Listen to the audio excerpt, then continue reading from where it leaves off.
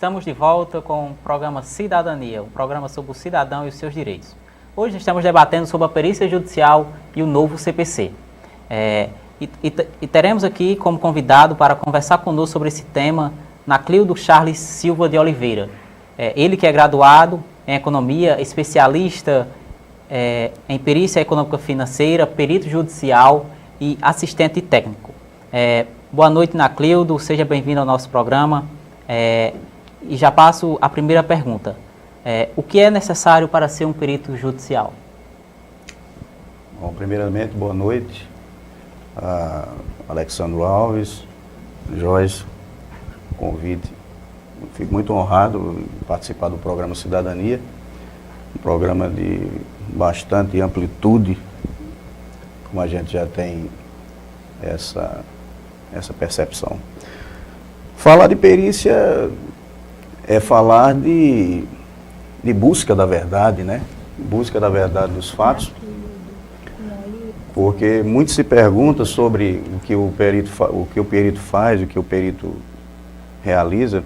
As pessoas indagam também quem pode ser um perito. Na verdade, qualquer pessoa, seja homem ou mulher, de qualquer idade, que exerça atividade remunerada ou como profissional liberal, pessoas, servidores públicos, todos podem ser peritos. Agora, é importante, como o bloco anterior detalhou, a perícia consiste em avaliação, em exame, em vistoria. Isso vai depender da especialidade do profissional. No nosso caso, a gente trabalha observando situações de ordem financeira, econômica e financeira. E para ser perito judicial, você precisa... Eu gostaria de fazer um pequeno ressalto aqui com relação ao código anterior, que data do ano de 1973, e a Lei 13.105 de 2015, que é o código atual, que entrou em vigor agora em 18 de março do ano de 2016. Então, no código anterior nós tínhamos 19 artigos que tratavam sobre a perícia, a prova pericial mais especificamente, enquanto que com o Código Novo houve uma supressão de 3 artigos, isto é, nós saímos do artigo 420 ao 439 e passamos a ter, com a disposição do novo Código, 16 artigos, ou seja, do artigo 464 ao 480. Pois bem, o mercado de trabalho, o mercado de trabalho é muito amplo, a depender do campo de atuação do profissional. Por exemplo, o perito médico, ele pode opinar na parte de medicina do trabalho. O perito engenheiro pode opinar na questão da segurança do trabalho. E o perito contador, o perito economista, que é o nosso caso, o perito administrador, que são áreas que a gente chama zona cinzenta. A gente chama zona cinzenta porque essas 3 áreas, elas se completam, elas estão interligadas, muito bem. São áreas que a gente chama áreas correlatas. E o tema do nosso assunto é perícia judicial e o novo CPC. Mas eu queria fazer uma pequena colocação. A perícia não se dá apenas no âmbito judicial, ela se dá também no âmbito extrajudicial. Como é que funciona? Quando nós somos nomeados pelo juiz para emitir um laudo que vai subsidiar o juiz na prolatação da sentença, nós exercemos o encargo de perito judicial. Contudo, fora do âmbito judicial, nós emitimos um parecer técnico. Então, há uma mudança apenas de nomenclatura. Sim. Porém, a significância do trabalho é o mesmo, porque ali, quando houver a elucidação daquela controvérsia existente, o novo Código de Processo Civil agora, coisa que não ocorria no anterior, se pessoas de nível médio que tinham conhecimento com o magistrado e o magistrado confiasse no trabalho daquele profissional, não havia essa disposição expressa no Código anterior. E lá no novo CPC agora, que está vigindo, né, nós temos essa previsão. Então, o profissional ele pode sim atuar de uma maneira que obrigatoriamente ele esteja vinculado a um conselho de classe.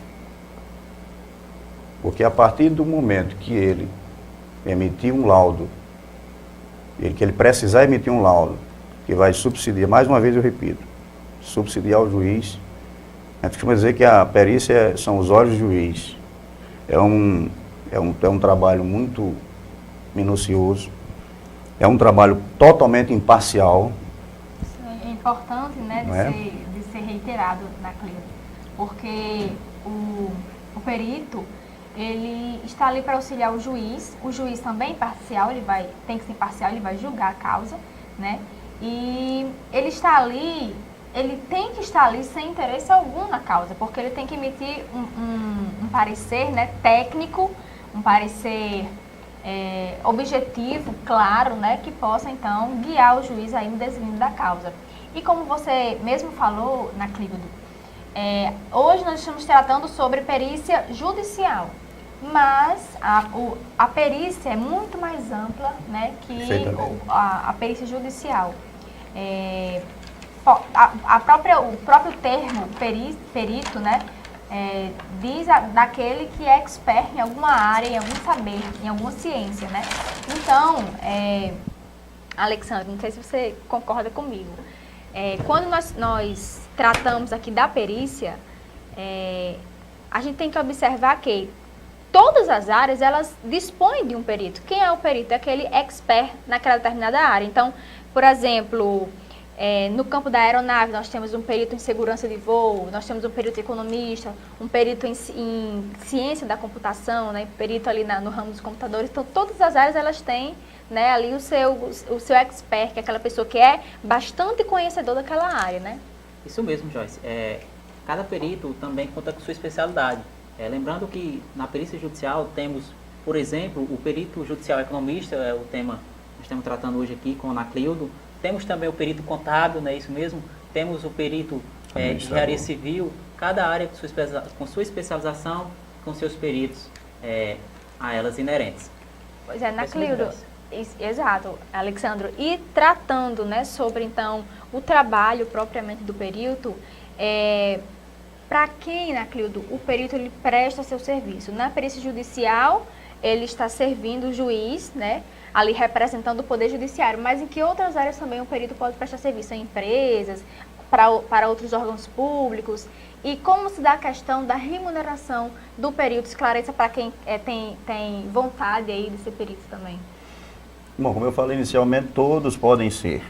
Agora, é importante ressaltar que, uma vez que o profissional se dispõe a exercer esse encargo, ele precisa deter conhecimentos que sejam satisfatórios na elucidação de controvérsias, que são os litígios, sejam os litígios individuais, os coletivos. A sua pergunta foi relacionada ao trabalho. O trabalho do perito, nós podemos oferecer esse serviço a pessoas físicas, pessoas jurídicas. Podemos oferecer, sobretudo, à justiça, né, que é o que nós fazemos. E pode ser a justiça em áreas cíveis, matérias, na minha área, como revisão de contratos de financiamento de automóveis, sistema financeiro de habitação, cartão de crédito, cheque especial. Nós sabemos que hoje, na nossa atualidade, nós vivemos um momento de crise financeira, nós vivemos um momento em que as pessoas estão com dificuldade de pagar de honrar os seus compromissos. Em contrapartida disso, nós temos instituições financeiras que praticam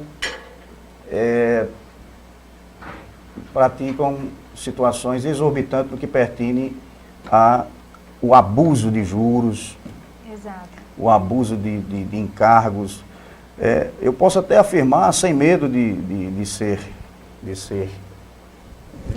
injusto, que 99% dos contratos que você tem hoje no mercado estão eivados de vício. Em razão do confronto que nós fazemos, eu tive clientes, inclusive eu estou com um cliente que está com dificuldade junto ao sistema financeiro de habitação, e quando eu fui verificar, o contrato dele realmente estava muito onerado e de forma ilegal. Ilegal porque há instrumentos, nós temos elementos dentro da área de cada profissional, há elementos que vão fazer face àquela demanda que nós recebemos, e nós vamos, através do trabalho pericial, reunir, conjugar elementos que vão provar o contrário, ou seja, vamos em busca daqueles fatos que estão ocultos para o cidadão comum. Né? Daí à disposição no novo CPC, não só no novo CPC como no anterior também. Então, eu acho que nós apenas somos um auxiliar da justiça e da sociedade. Naclildo, você falou então que vocês podem servir a pessoa física, né? No caso, em um processo judicial, uma das partes pode contratar o perito como assistente técnico do perito nomeado pelo juiz, né? Claro. O perito, ele tem essa função, ele pode atuar como perito nomeado pelo juiz e também como um assistente técnico desse perito. E também, vocês também podem trabalhar sendo contratado diretamente, aí já extrajudicialmente, por alguma pessoa que queira, por exemplo, revisar alguns contratos, como esse que você citou, de sistema de habitação, de veículo. Pode sim. A pessoa física, antes mesmo dela ter a pretensão de pleitear uma ação judicial, por exemplo, num contrato de financiamento de automóveis, em que a gente consegue afirmar que está em razão de elementos que nós temos, conseguimos verificar esses fatos. Então, só fazendo uma pequena ressalva com relação ao que você falou aí do perito, o assistente técnico do perito. Na verdade, funciona da seguinte maneira: o juiz nomeia o perito para ser os seus olhos ali diante daquela controvérsia que está ocorrendo naquele processo judicial, e as partes envolvidas no processo, elas têm direito de constituir um assistente técnico para fazer face ao laudo pericial, ou seja, para defender os seus interesses, né? É aquela história do contraditório, né? Exatamente naquilo. E lembrando também que, justamente pelo perito ser um auxiliar da justiça, ele é totalmente parcial, não é isso? Ele está ali imparcial, ele está ali apenas para esclarecer algum fato que não seja visto assim de imediato, não é isso mesmo? É um expert daquele assunto, trazendo para os autos um esclarecimento mais detalhado. Naclildo, antes de iniciar o programa, nós estávamos aqui conversando acerca do mercado de trabalho, não é isso mesmo? Como é o mercado de trabalho? Há alguma área, alguma profissão com a demanda maior de serviço? Ou como é que funciona o mercado de trabalho para os peritos judiciais? O mercado de trabalho é amplo, varia de profissão para profissão. Na justiça, em alguns tribunais, você tem uma incidência maior de perícias médicas, outros você tem perícia de segurança do trabalho, outros você já tem perícia contábil e financeira, que o que o administrador, o economista e o contador atuam. É porque, só para você ter uma ideia, só para ilustrar, nós temos aí o quê? A profissão de contador foi regulamentada em 1946. A profissão de economista foi regulamentada, que é a nossa, em 1951, enquanto que a de administrador foi em 65, 1965. Então, chama-se a zona cinzenta porque tem algumas particularidades no que pertine às atribuições que fazem a diferença, que cada um tem que ter. Nós temos ali uma resolução que trata da profissão de cada profissional desse. Nós temos prerrogativas e temos sujeições, evidentemente, assim como toda profissão regulamentada tem. Voltando à sua pergunta, o trabalho pericial é um trabalho que tem uma característica que eu posso chamar de solitário, porque algumas pessoas até não entendem, não sabem o que nós fazemos, quais os instrumentos que nós utilizamos com a finalidade de elucidar determinados fatos que estão ocultos, porque para isso eu costumo dizer, para quem quer se manter nessa atividade, tem que reunir habilidades, tem que estar todo tempo buscando se aperfeiçoar, buscando reunir habilidades que possam ser um diferencial na sua carreira, no tempo que você vai se dedicar à atividade, de um modo geral, né? Então, o que eu posso dizer, por exemplo, o campo de atuação, além da justiça, além de pessoas físicas e jurídicas, também associações, sindicatos, cálculos, pode ser cálculos financeiros, trabalhistas, cálculos previdenciários, ações que são necessárias, procurar um profissional para esclarecer aqueles cálculos previdenciários que pessoas, revisão de benefícios, buraco negro, então, diversos mecanismos que são utilizados dependendo da área de atuação que o profissional está ali. Realmente é um campo de atuação bem diversificado e amplo, né, Ana Clídora? Mas o segundo bloco do Cidadania vai para um breve intervalo e depois do intervalo nós voltaremos conversando um pouco sobre a perícia judicial no novo CPC. Então, lembramos que se você tem alguma dúvida sobre o tema, poderá entrar em contato conosco através das nossas redes sociais. O Cidadania vai para um breve intervalo e volta já. Cidadania, um programa sobre o cidadão e os seus direitos.